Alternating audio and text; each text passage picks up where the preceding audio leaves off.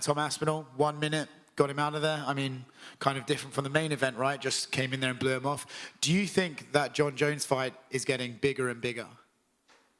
Yeah, there's no doubt about it. I mean, there's no doubt whoever wins the fight between Jon Jones and Stipe is a great fight for Aspinall. Have you spoke to either of those two about that? So sometimes Dana White is in the mood to talk after a fight, and sometimes he is not, right? But I did love what he said at the very end of there, and he's absolutely right. The winner of Jon Jones versus Stipe Miocic is a great fight for Tom Aspinall.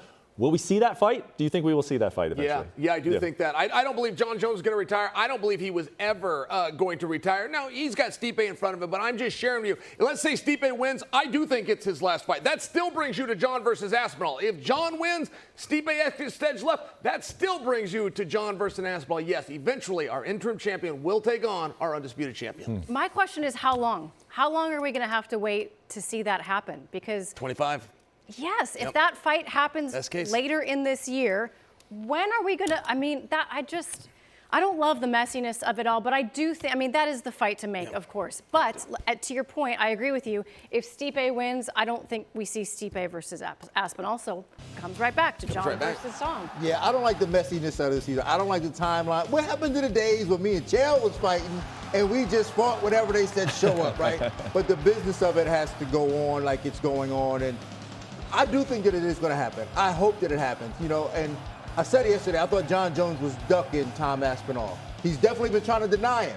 But now, how can you deny him? How can you deny Tom Aspinall now after watching what he did to Curtis Blaydes? I was going to deny him. I was ready to deny him. I thought he was a little bit overrated. I've got to tell you, I don't now. But I look at that power, Dean. Most guys, you put a guy down, you got to hit him 4 or 5 times. These referees are stepping in. That means there's shots that are landed that are so hard and so difficult that we can't see from TV, but the referees can hear it. They can see it. Tom's got that kind of power. Mike Tyson didn't put guys this size down with one shot. This is Tom's third guy over 250 he's put down. And he did it with the left hand, not the right, the left hand. And his last 3 fights have been 3 minutes and 22 seconds total. Yep. In 2 years, by the way. Yes. They had that. When he fought Sergey Pavlovich at the end of last year, everyone was like, the power advantage clearly on Pavlovich, right? And then that didn't really show up because, you know, Sergey landed some shots, Tom clipped him, he went down.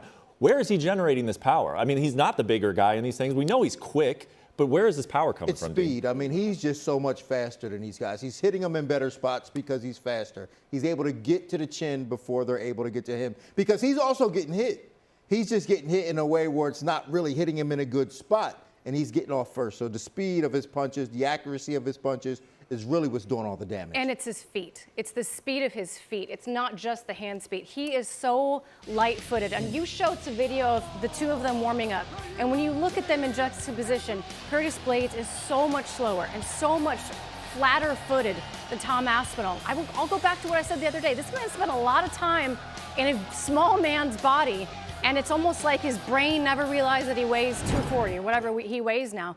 We always talk about Cyril Gane being the most light-footed heavyweight. Tom Aspinall, 100%, is the best athlete in this division. I remember back in like 2009 when Jon was really coming to prominence, and people were quick to say, like, man, this guy's the best. I know that he doesn't have the belt around his waist, or I know that, you know, there's some other big names in the sport. Rashad Evans was his teammate around that time, but people were very quick to anoint him the best light heavyweight.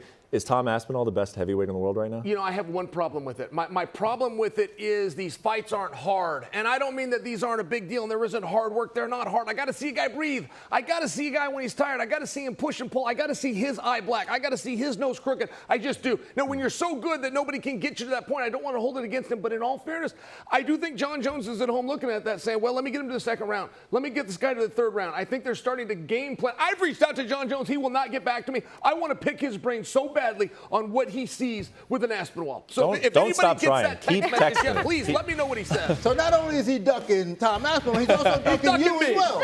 No, but I mean, so you said it. You want to see a guy breathe at heavyweight. Is he the best heavyweight? But we haven't even seen Jon Jones fight any other heavyweights other than Cyril Gane, who laid down for him. Yes, he did. Exactly. He laid down for him Yes, he did. and gave him that win. So I can't say Jon Jones is the best heavyweight in the world. Best fighter of all time, maybe the GOAT. But I can't say he's the best heavyweight because we haven't even seen him fight another heavyweight other than the guy who laid down for This him. is a coach talking to you about it. This is a coach that's looking at it differently than maybe Laura and I would. That's a very interesting take. No, 100% the GOAT, 100% the GOAT. We saw, how long was that fight against Cyril Gane? A couple minutes? Yeah. And to be honest with you, I'll be frank, I thought Jon looked a little awkward at heavyweight. Now, the fight was tremendous. He ran through Cyril Gane, who laid down.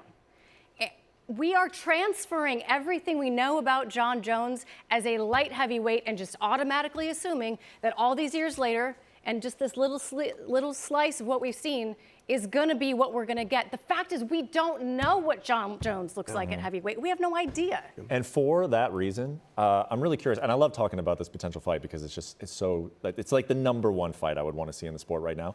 If you're a Tom Aspinall and you believe that, okay, there's a good chance that my next fight is against Jon Jones, what do you start working on tomorrow? I'll tell you what, it's against Jon Jones. And what do you start working? You want to hear a scary story? Let me tell you a scary story real fast. Tom Aspinall didn't fight very well tonight. Let me tell you a scary story. Curtis Blaydes had a game plan to go out and hit him close range, and Curtis Blaydes was succeeding. Tom got worried. Now, when you're worried of the threat of the takedown, it slows you down a little bit. Your feet stay planted. All of those things happen. Tom did not look good tonight, and Tom looked the best that we've seen, guys. That is the champion, and we're saying he's the real champion. I'm telling you. He's better than that. He was worried about Curtis, a national champion, getting him down. Yep. He waited to get off. Boom, boom, and he puts the guy down. Come on. Come on, it's beyond words. I think anybody looking to face Jon has to think about getting past the invisible shield that Jon Jones is always able to put up. It's the length. It is his ability to freeze people and to get them going, I don't know what to do to close the distance on this guy. I think Tom Aspinall can put together combinations better than just about any other heavyweight, although he's got to close that distance a little bit safer because both tonight and in the previous Curtis Blaydes fight and in, I believe, the Pavlovich fight, he's gotten cracked. He's got to be very careful about that. Yeah, I know. And I mean, he holds his head up sometimes when he punches, and it's dangerous. But I don't know if Jon's the guy to exploit that. But here's the thing with Jon, and you might be able to speak to this. They say that Jon plays mental games, and he wins the fight even before it happens because there's this aura around Jon. I believe that Tom Aspinall is such a normal guy, and him having his father in his corner and all that familiarity that he's going to have will be the bulletproof vest that he's going to need against Jon Jones and that aura, that he can just stay grounded and fight his best fight. And for me, that's what he's got to do. He's got to keep that sense of reality to say, all right, I know this guy has this aura around him, but I'm just me. And I'm going to go, I don't need to be famous. Yeah. I'm just going to go out there and fight my fight. It's going to be interesting because Jon, I think we're all expecting him to fight maybe November, New York at the end of the year. He's going to be answering a lot of questions about Tom Aspinall. He's not going to like it. I can't wait to see how this all plays out.